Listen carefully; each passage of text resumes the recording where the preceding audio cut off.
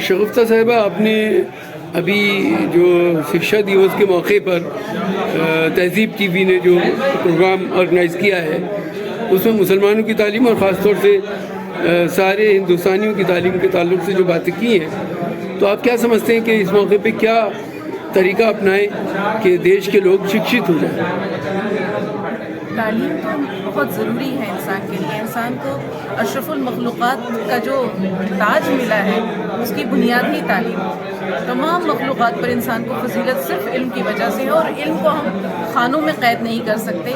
इसकी कैटेगरीज हो सकती हैं, लेकिन इन सब का जो हम कहते हैं कि सरचश्मा है वो बुनियादी चीज़ है अच्छी तालीम, जो इंसान को इंसान बनाए। डिग्री बहुत लेते हैं लोग, लेकिन अगर ये डिग्रीज, अगर ये तालीम आपको इंसानियत से बहुत दूर कर दे तो फिर ये सिर्फ अखराजात की रसीद के सिवा कुछ नहीं रहता है।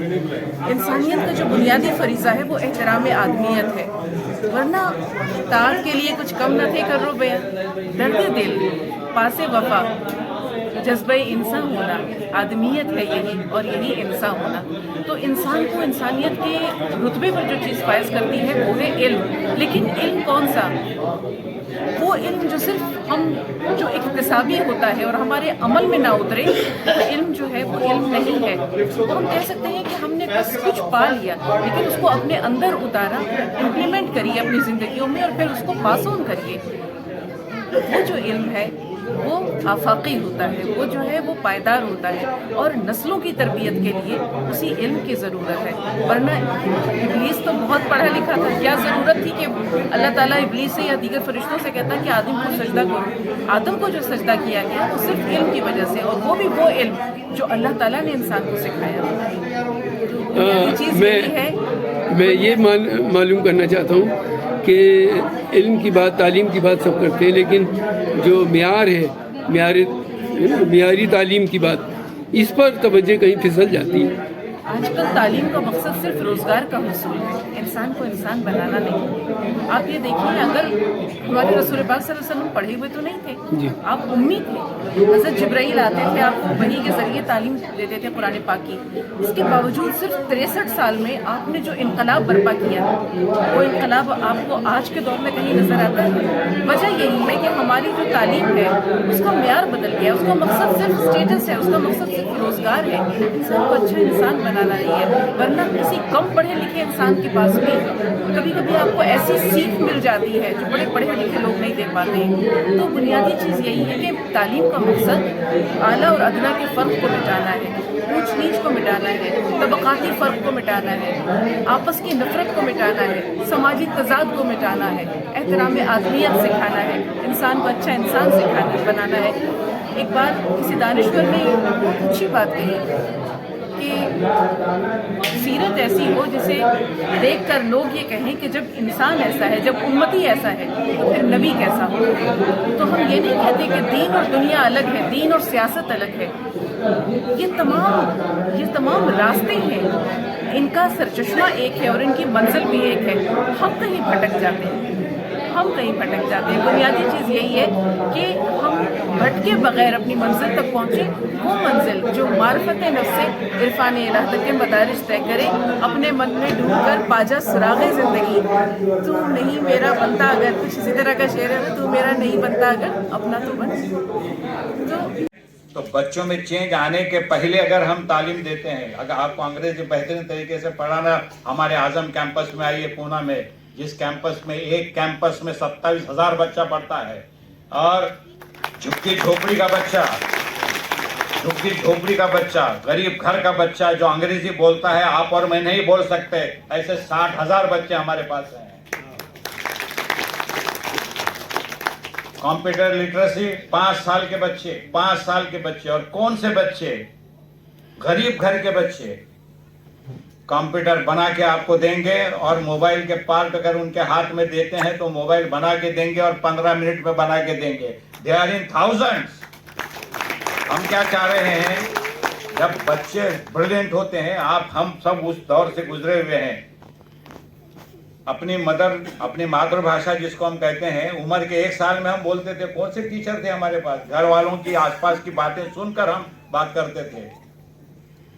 टेक्नोलॉजी में अगर आपको आगे बढ़ना है, बात की अगर लैंग्वेज में अगर आपको बढ़ना है तो एक उसकी उम्र है, और उस उम्र में हम लोगों को ये करना पड़ेगा। और मैं आपके सामने इसलिए भी ठहर के बोल रहा हूँ, मैं ऐसे स्कूलों के अंदर मेरे पैसे से एक स्पोकन इंग्लिश का टीचर देने के लिए तैयार हूँ।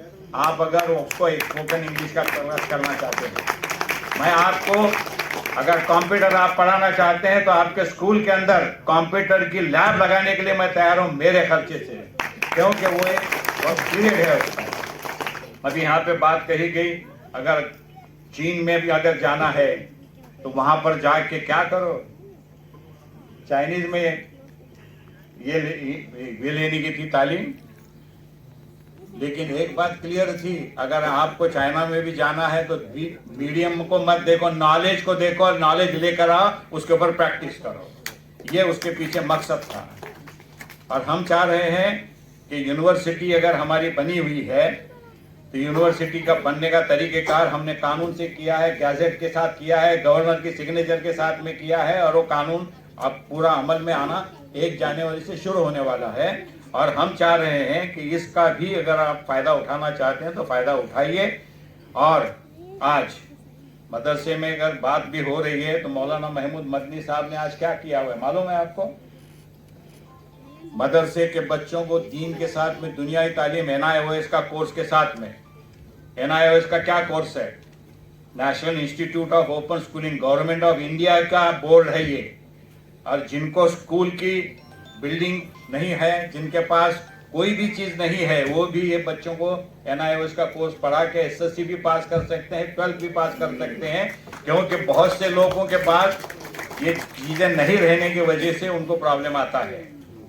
और हम चाह रहे हैं कि जिन लोगों को सचमुच, जिन स्कूल वालों को सचमुच एक नया जमाना लेकर आने का है, तो मैं उनको पूना से दावत देता हूँ हमारे पास आए। हमारे पास इसके लिए आए कि ड्रोन बनाने वाले, मेरे पास उम्र के 9 साल के बच्चे हैं, ड्रोन बनाने वाले, ड्रोन बना के उड़ा के लेने वाले, उड़ा के दिखाने वाले। CCC जैसी एग्जामिनेशन जो IAS IPS ऑफिसरों को कंपलसरी है, पास होने के बावजूद अगर उनको ज्वाइन होना है तो CCC का सर्टिफिकेट देने के सिवाय वो ज्वाइन हो नहीं सकते। झुग्गी झोपड़ी के 3000 बच्चे, ये गवर्नमेंट ऑफ इंडिया की एग्जामिनेशन है, 3000 बच्चे मेरे कैंपस में पास हैं। हम क्या चाह रहे हैं, बातें लंबी लंबी चीजें बोलना बंद करो और अमल करना शुरू करो। और अमल करने से रिजल्ट आते हैं, बातों से रिजल्ट नहीं आते। और हमारे पास कौन सा जातिवाद है, प्रांतवाद है, भाषावाद है? कुछ वाद है नहीं।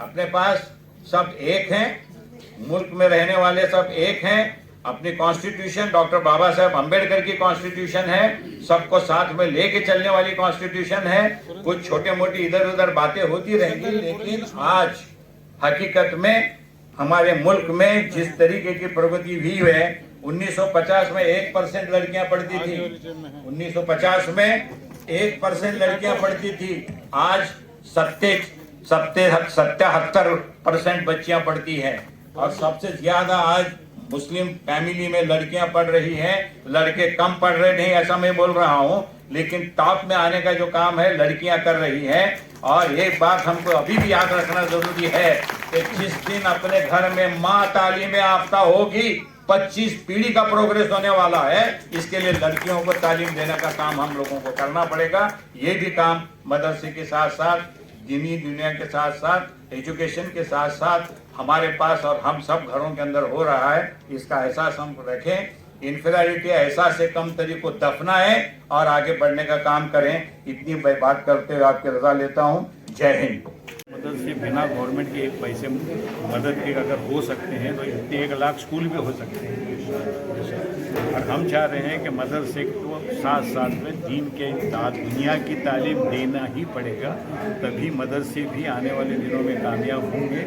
और क्या बेहतरीन तरीके का इंतज़ाम एडमिनिस्ट्रेशन का भी कर सकते। मेरा आपके सवाल, आपने मैं इतना खुश था कि अल्हम्दुलिल्लाह मैं सब सब्जेक्ट में पास हो गया हूँ, यही बहुत बड़ी बात है। तो मेरा कहने का मकसद ये है कि पेरेंट्स से मैं, लेकिन मेरे फादर ने मेरे ऊपर कभी गिव अप नहीं किया at no point of time in life. मुझे याद है कि बचपन से वो मुझे स्कूल तक कहा करते थे कि पढ़ो पढ़ो पढ़ो पढ़ो पढ़ो, आगे बढ़ो। लेकिन जिस दिन मैंने ये इरादा किया मुझे पढ़ना है, तब से लेकर के मेरे रिजल्ट तक ये एक बहुत लंबी जर्नी थी। उन्होंने शायद एक दिन मुझसे ये नहीं पूछा कि तुम पढ़ रहे हो कि नहीं, क्योंकि उनको ये एहसास हो गया था कि अब ये पढ़ रहा है। तो पेरेंट्स से मैं खास तौर से कहना चाहूंगा कि अपने बच्चे, अगर आपको बच्चा नहीं भी पढ़ता है, अगर किसी तरह के वो नहीं गए, तो उसके ऊपर हिम्मत ना हारे, मेहनत करते रहे, लगे रहे, अल्लाह से दुआ करते रहे। ये एक बहुत इंपॉर्टेंट चीज है। तो ये चीज मैं ज्यादा वक्त में नहीं लेना चाहूंगा, ऑलरेडी बहुत देर हो चुकी है, लेकिन ये छोटी चीज मैं सारे पेरेंट्स से गुजारिश करना चाहूंगा, ठीक है। और जाते जाते बच्चों के लिए बस एक छोटा सा शेर बशीर बद्र का कह करके मैं अपनी बात खत्म करूंगा कि जिंदगी में जो है वो बहुत सारे ऐसे रास्ते आते हैं, लेकिन आपकी जो मंजिल है वो आपको क्लियर होना चाहिए। वो है कि जब से चला था मंजिल पे नजर थी, जब से चला था मेरी मंजिल पे नजर थी, रास्ते में कभी मील का पत्थर नहीं दे। शुक्रिया सर। आप मेवात इंस्टीट्यूट से आपने अभी बताया कि बहुत सारे बच्चों को आप तालीम दे रहे हैं और कश्मीर से ला करके और गरीब तबक़ात से जो ताल्लुक़ रखते हैं, तो मेवात इंस्टीट्यूट किस तरह का काम कर रहा है? ये मेवाड़ यूनिवर्सिटी चित्तौड़गढ़ राजस्थान में है जी। और अब तक हम 3000 कश्मीरी मुसलमान बच्चों को लाकर पढ़ा चुके हैं जी। और वो सब बिना किसी फीस के पढ़े हैं। कोई हॉस्टल फीस नहीं, कोई ट्यूशन फीस नहीं, कोई वर्दी नहीं, किताबें नहीं, सब अपने यहाँ से दिया है हमने। उसमें 50% हमने अपनी तरफ से दिया है, 50% कुछ सरकार ने दिया है और ऐसे करके हम उनको पढ़ा रहे हैं। अभी भी 550 बच्चा हमारी यूनिवर्सिटी में पढ़ रहा है। उसके लिए हम हर गांव जाते हैं, वहाँ पे करियर काउंसलिंग कैंप करते हैं। बच्चे और बच्चों को विशेष रूप से गांव से, गरीब घरों से ताल्लुक़ रखने वाले बच्चों को हम लेके आते हैं और पढ़ाते हैं। ऐसा ही प्रयोग हमने बिहार में भी किया, हमने नॉर्थ ईस्ट में किया, छत्तीसगढ़ में किया और अभी तक लगभग 7-8 हज़ार बच्चों को ऐसे पढ़ा चुके हैं और आगे भी हमारा ये क्रम जारी है। उसके लिए हम खुद जाते हैं वहाँ पर गाँव। मेवाड़ इंस्टीट्यूट में क्या क्या कोर्सेज अवेलेबल? हमारे यहाँ मेवाड़ यूनिवर्सिटी में इंजीनियरिंग है, मैनेजमेंट है, कंप्यूटर साइंस है, लॉ है, फार्मेसी है, एग्रीकल्चर है और पैरामेडिकल है, ये सारे कोर्सेज हैं। आप किस तरह से बच्चों को कांटेक्ट करते हैं? आपको कैसे मालूम होता है ज़रूरतमंद है? नहीं, देखिए हम लोग हर गांव में जाते हैं, वहाँ पर हमारे लोग हैं, रिप्रेजेंटेटिव्स हैं और जब एक बार ये सिलसिला चालू होता है तो लोग अपने आप आते हैं। मेनली उनमें जो बच्चे हमारे यहाँ पढ़ के जाते हैं वही दूसरे बच्चों को लेके आते हैं और वही उन्हीं के थ्रू हमारा कांटेक्ट होता है। दूसरा, हमारे यहाँ हर धर्म जाति के बच्चे हैं, मतलब हमारे यहाँ सबसे बढ़िया है कि उनको एक ऐसा माहौल मिलता है जिसमें कोई जातिगत डिस्क्रिमिनेशन नहीं होता है। इस वजह से वो बच्चे खुशी खुशी आते हैं और इस पढ़ रहे हैं और एक अच्छा काम है। मैं आपसे शिक्षा दिवस के मौके पे आप क्या संदेश देना चाहते थे? मैं ये मैसेज देना चाहता हूँ कि एजुकेशन फॉर ऑल, हर एक बच्चे का ये जन्मसिद्ध अधिकार है कि वो जिस विधा में पढ़ना चाहे उस विधा में वो पढ़ सके। ये सरकार और समाज की जिम्मेदारी है कि हम उसको पढ़ाएं, ज़्यादा से ज़्यादा बच्चों की प्रतिभाओं का हम उपयोग करें। हमारे देश में 75 करोड़ युवा हैं और अगर हम उनकी प्रतिभाओं को ठीक से उपयोग कर सकें तो हमें विश्व शक्ति बनने से कोई रोक नहीं सकता। यही मेरा संदेश है। अशोक कुमार जी, हमसे बात करने के लिए बहुत धन्यवाद। बहुत बहुत धन्यवाद। जय हिंद।